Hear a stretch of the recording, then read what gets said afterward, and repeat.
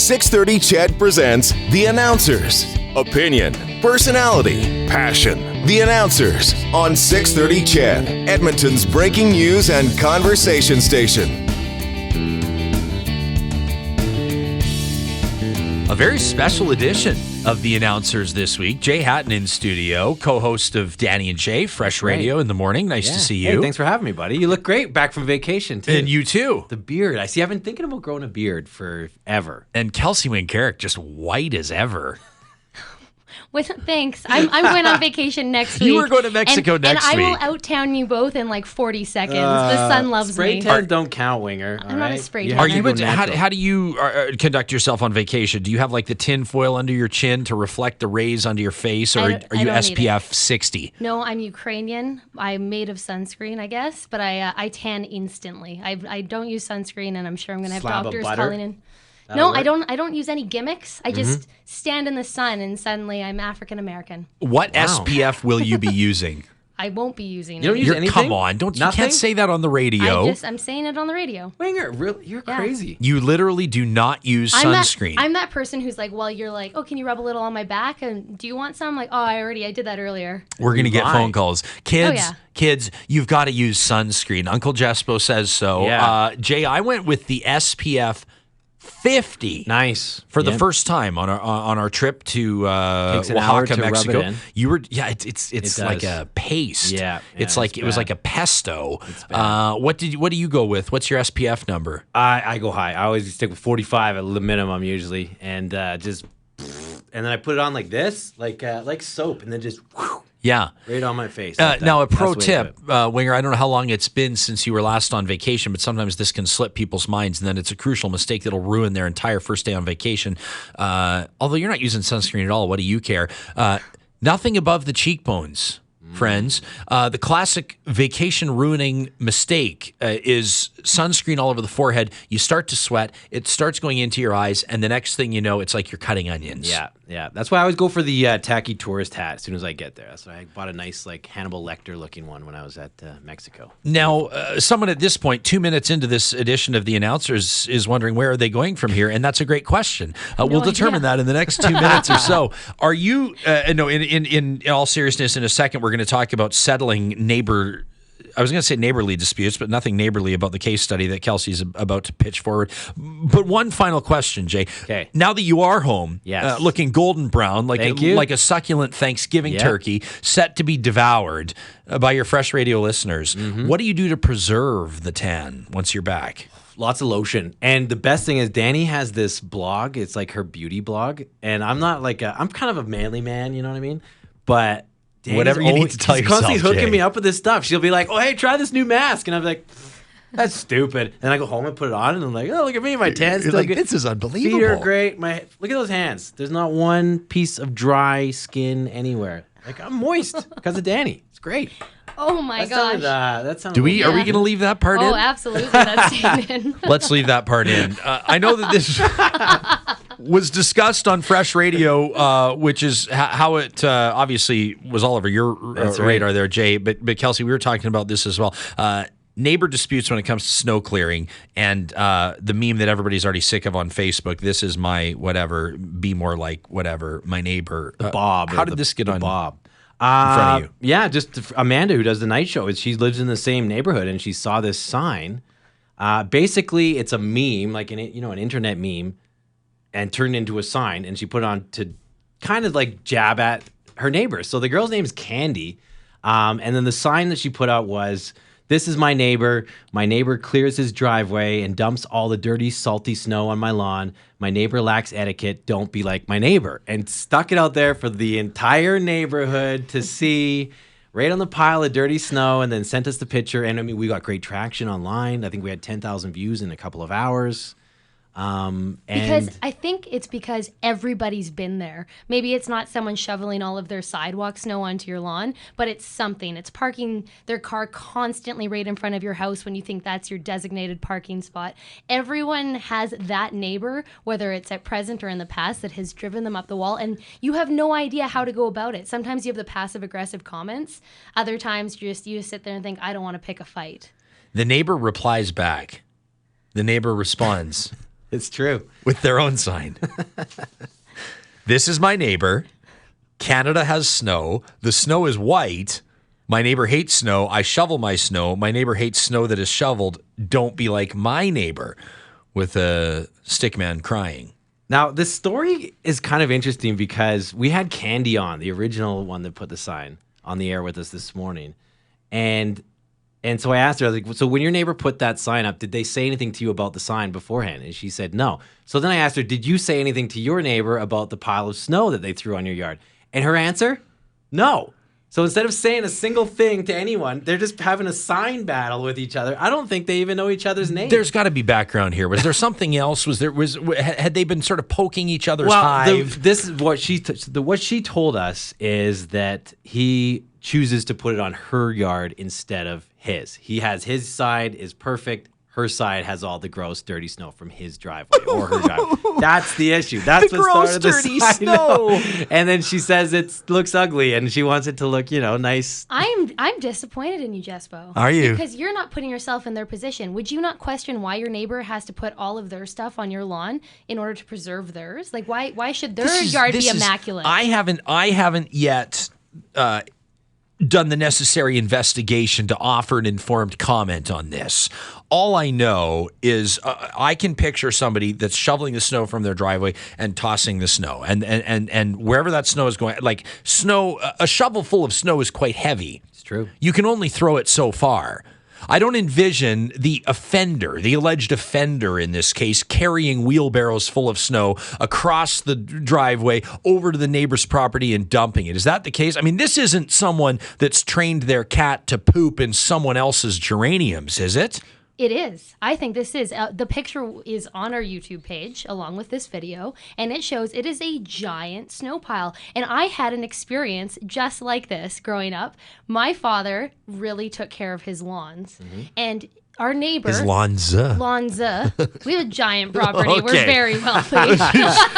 Kelsey grew up with great privilege. You many wouldn't houses understand, with Jay. many lawns.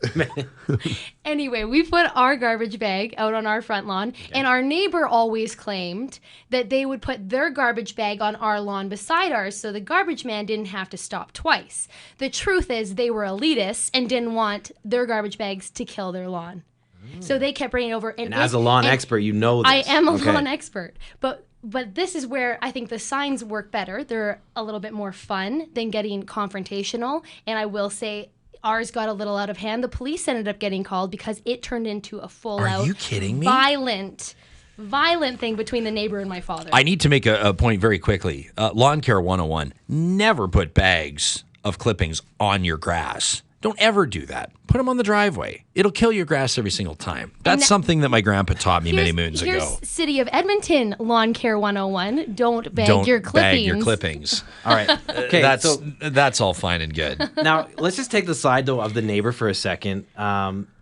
You said it's not that bad because you experience like the confrontational side of neighbors going after each other, yelling, maybe possibly shoving, could turn into fights or something like that. But how do you feel driving home knowing your entire neighborhood thinks you're a jerk by reading this sign? You know who I think is the jerk? Candy. Yeah. I'm sorry, it's the person that made the sign that's the jerk. I totally disagree. You're entitled to disagree. But my opinion, and that's right. fine. But the correct opinion on this, Kelsey, is that this is one of the most petty, passive-aggressive, pathetic. You see what I did there? Pastors learn to do this. It's alliteration in groups of three. It's petty, it's passive-aggressive, and it's pathetic. It is an indication that Candy has completely forgotten what being a neighbor is all about. And that is you're shaking your head, Kelsey, but it's about facilitating relationships and keeping molehills as molehills, is it not? She actually said something that should be clarified. She actually paid good money to have this sign. $50. Professionally made. $65. And she said it was justifiable. The best money she's ever spent. Why it's the best money ever spent is because she's getting a lot of really great attention from it. And it's a fun way to go about telling your neighbor they're a jerk but it's instead not of going fun. to them and saying, what's your problem? It's not fun. It's also really hard to go face to face with someone, right? I think this is a fun way to do it. It's getting a reaction. I think as a neighbor, I would reevaluate my decision of where I'm putting my stuff. As the neighbor, what do you think about then about the reaction of just putting their own sign up instead of knocking on the door and saying, hey, what's going on? Are you actually upset? What do you think about that? Like, see, when you put up the sign, when Candy puts up the sign, it puts the other person, and here's what I'll say. We need to come up, because there's neighbor 1 and neighbor 2. We're saying Candy. What's the other neighbor's name? we got to call him Bill, because it's the Bill says to wear the hat Let's thing. call him Bill. Yeah, we have to. So for the sake of argument, we'll say the neighbor's name is Bill. It puts Bill in a tough spot because Bill's got to respond, right? And if Bill has any pride, he's probably not going to just adjust his behavior, because he's going to feel a need to respond to this passive-aggressive expression. And so Bill, I suppose, in a tongue-in-cheek way, kind of did a good thing, maybe even, ironically, the mature thing in responding in the same context in which he was called out. But if Bill goes to knock on the door, he's in a tough spot, because he's got to decide, do I approach this as someone who laughs it off, even if it doesn't make me feel like I want to laugh it off? Or am I going to actually take this to the next level? Candy knows full well what she's doing. She's putting the... Remember, before it was an app, it was an actual thing, Tinder. The thing that can start a fire. Candy put the twigs and the flammable items off the forest floor and the gasoline and the match all right there and left it there. And Bill now has a choice whether or not he's going to light it. I think you're using the right metaphors, but for the wrong person. I think it was the neighbor. That neighbor knew exactly what they were doing. They were pushing it as long as they could, because I think it's the exact same situation I had. They didn't want to kill their lawn. They didn't want a giant pile of dirty snow, the big snow pile that's going to impede their view of the street or whatever their reason is. They wanted to throw it on theirs. And it's not a couple shovelfuls, because I'm going to do that as I shovel my sidewalk. They've done a giant driveway, and there's a giant, like what you would see in a parking lot, where you could run up to the top and pretend you're king of the hill as a child. So why doesn't Candy do that? Pretend that she's king of the world. Why doesn't she have fun with it? King of the pile of dirty snow.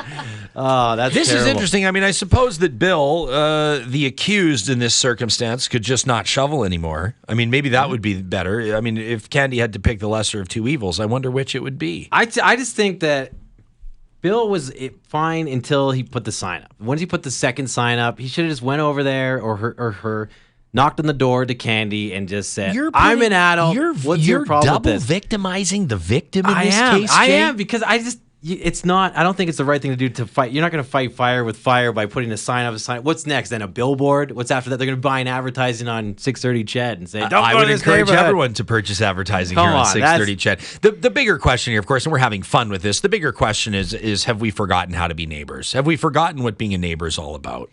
And I would just say, I don't think it's the first time we've approached it this way. She bought a big sign and put it on someone's front yard. If you Google passive aggressive neighbor notes, oh my gosh, you can spend hours laughing at how people have gone about it. I like I said, I think it's really hard without making it something bigger than it is.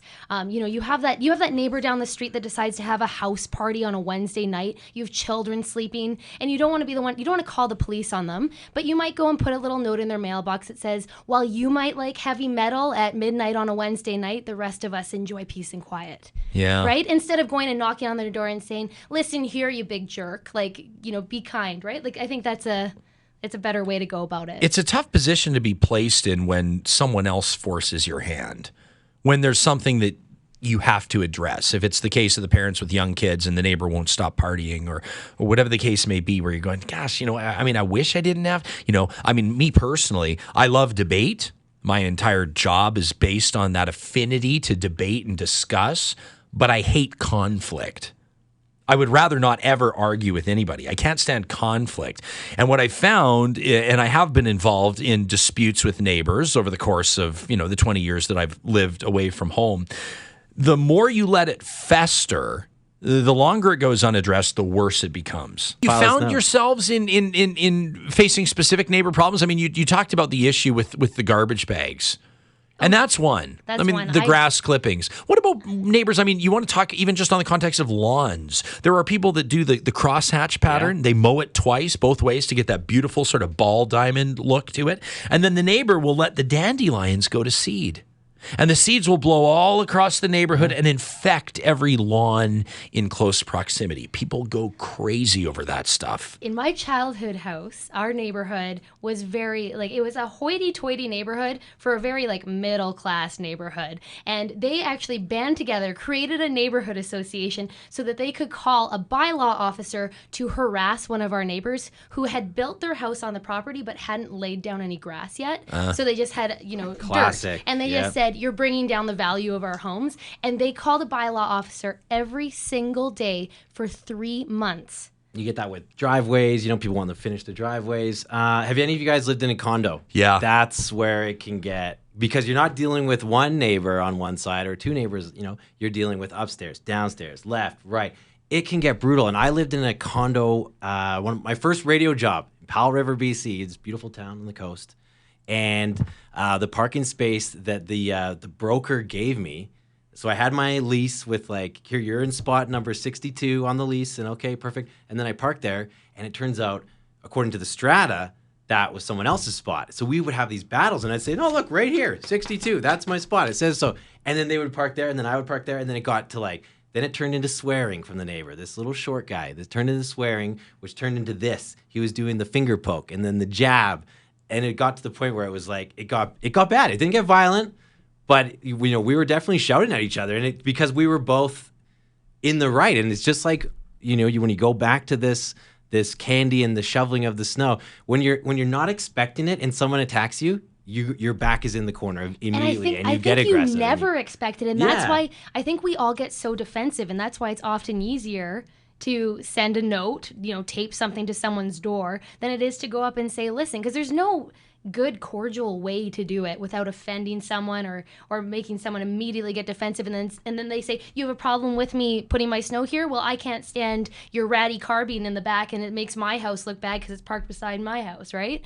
Instantly it starts to be this war. It can be cigarette smoke that is permeating under people's doors into the common area hallways. Sometimes it's marijuana smoke, the smell of that people are complaining about. There are noise complaints. There are complaints of cats and dogs digging up gardens and going through garbage. So you're opening up Pandora's box. I mean, really. When you nitpick one thing about your neighbor, and I think you probably have to pause and say, is it worth it for me to call them out because I know I've done this, this, and this? But hey, doesn't this bring us back to the entire starting point, the leaping off point of this entire conversation, which is if you have a reasonable, healthy, even basic communication with your neighbors, if you have even an entry-level relationship with them, the small stuff can stay the small stuff. Even here, we all work together, the three of us. We're not best friends in the world, but we know each other reasonably well. If I walked up to either of you and said, hey, you know me, I'm not the guy, but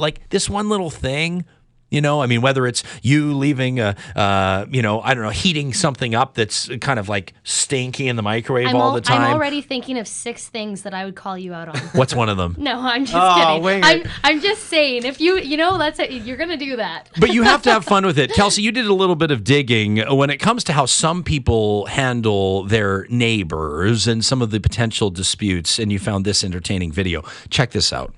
So, what does being an upstairs neighbor mean to you? It means we make sound. People think of neighborly noise as a nuisance, but we think of it as an art form. We want the sounds to be different, but completely unrecognizable. It just sounds like bowling balls. That can't be what it is, but that's what it sounds like. It sounds like bowling balls. Is it a bowling ball? Is it a metal barrel? You never know, because sometimes we get metal barrels. You knew we were twisted, though. Julia is a fountain of creativity. Oh. She's a genius. Oh. So that's one way to do it. Yeah, well, Jay, you talked earlier about apartments, and that's a whole different kind of beast. And in this video, it cracks me up because it doesn't even have to be bad what they're doing, but I was on the 3rd floor, and there was a 4th and 5th floor from my last apartment that I lived in, and I could swear to you, I knew they had toddlers above us, but it sounded like they had a swimming pool in the middle of their kitchen, and I would just hear bang, bang, bang, bang, bang, splash, and like then all these noises, and then you heard like giggles and like, and I'm like, are they running a water park up there, like in my apartment building? Okay, be honest. We've all lived in a condo. Have you ever made noise on purpose just to be a jerk at least one time in your life, Winger? In my grandmother's apartment, she had a woman who was so sensitive below her that she would get up, like she'd be in her chair all day, just a sweet little grandmother. She'd get up just to go get like her tea, and the woman below her would have the broom underneath going bang, bang, bang, like telling her to quiet down. So whenever we came over, I would stand right in the middle of the living room and I'd just jump up and down and we would carry a conversation because she was so distraught. She's like, it doesn't matter what I do. Why does that feel good? Why does that I feel would good? totally do that. This is like we are tapping into like the pettiest. When people study true. other species of living beings on the planet, they don't have this. No, it's true. Dogs don't have this. You think that dogs in an off-leash park are about to fight? They're not. They're sorting it out. Dogs just sort it out. They figure it out. You don't see horses kind of looking at each other across the pasture and finding petty little ways to steal, to graze on each other's grass. If horses have a problem, they deal with it. But it's like we've lost our ability to do it. Now, we talk about passive-aggressive nature, and I mean, a lot of people sort of have that manifesting in different ways, shapes, or forms. I just have always been inclined to believe that it rarely pays off. Everybody knows that passive-aggressive person in the workplace. Everybody knows the passive-aggressive aunt or the passive-aggressive mother-in-law or the passive-aggressive child, for that matter. But I'm just not convinced in this case, to bring this full circle, that putting up a sign essentially shaming your neighbor. People were doing puppy shaming for a long time, posting photos on social media, the dog with the sign around the neck, I ate all my owner's Lego and now the surgery is going to cost $3,000. That's one thing. But to publicly shame your neighbor, I think it may do more damage than anything else. I dodged your question right at the beginning of this about, do you think we would have these issues if we just had better relationships with our neighbors? And I do think you have a really good point there. I couldn't tell you the names of anyone in my neighborhood, and that's not by choice. It's just we're close. Like, I would love it if I could actually go old school and knock on the door and say, I really need some sugar. So do it. And I feel like you can't. I tried that when we first moved in. I went across because someone had their Halloween decorations up. Just wanted to know how many trick-or-treaters they had got the year before. The guy wouldn't open the door more than a crack. He kept saying, I don't have any money. And I'm like, I'm your neighbor. I'm not a charity. And he's like, I kind of wanted to like bust in and see if his wife was tied up in the kitchen. Like, it was so, he wouldn't tell me his name. I'm like, I literally just want to know if you get 3 kids at Halloween or 100. I just recently moved in the start of December, and I moved beside a very popular Edmonton food blogger.